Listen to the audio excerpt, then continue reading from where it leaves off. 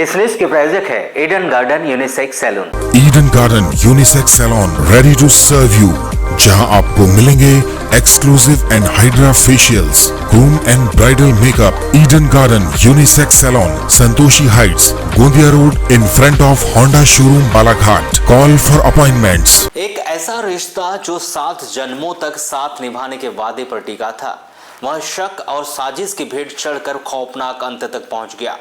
बालाघाट के बैयर थाना के क्षेत्र के ग्राम तुमड़ी भाट में एक पति ने अपनी ही पत्नी की जान लेने के लिए एक ऐसी रूह कपा देने वाली साजिश रची जिसे सुनकर अदालत भी सन्न रह गई। विद्युत अधिनियम के विशेष न्यायाधीश गौतम सिंह मरकाम की अदालत ने पत्नी की करंट लगाकर हत्या करने वाले कातिल पति नेमीचंद शरणागत को आजीवन कारावास की सजा सुनाई। यह कहानी विश्वासघात, गहरे सस्पेंस और एक मासूम मां की दर्दनाक मौत की है।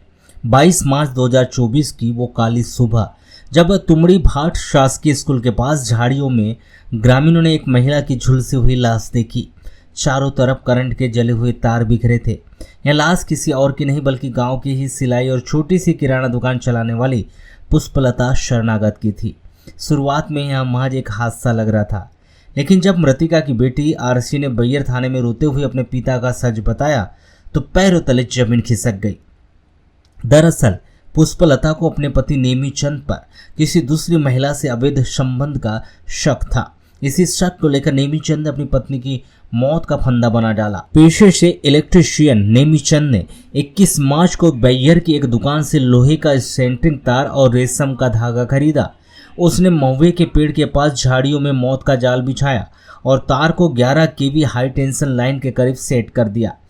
इसके बाद शुरू हुआ सस्पेंस का वो खौफनाक खेल। कातिल पति ने घर आकर पत्नी पुष्पलता से झूठ बोला कि वे रात को महुए झाड़ के पास उस महिला को बुला रहा हूं, तुम झाड़ियों में छुपकर सच देख लेना।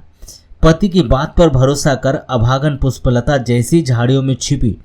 कातिल नेमीचंद ने दूर से ही रेशम का धागा खींचकर लोहे के तार को 11 केवी लाइन से जोड़ दिया। एक जोरदार कौन हुई और तार में फाल्ट हुआ।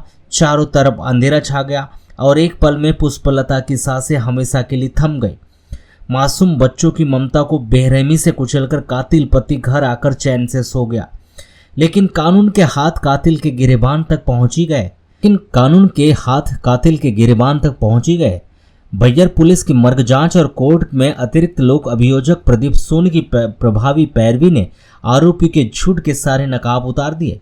अदालत ने नेमीचंद को धारा 302 के तहत आजीवन कारावास, 5,000 रुपये का अर्थदंड, साक्ष्य छुपाने की धारा 201 के तहत 3 वर्ष के सश्रम कारावास व 2,000 रुपये के जुर्माने की सजा सुनाई। एक सनकी पति के शक ने हंसता खेलता परिवार उजाड़ दिया। मां दुनिया से चली गई और पिता अब सलाखों के पीछे अपनी आखिरी सांसें गिनेगा।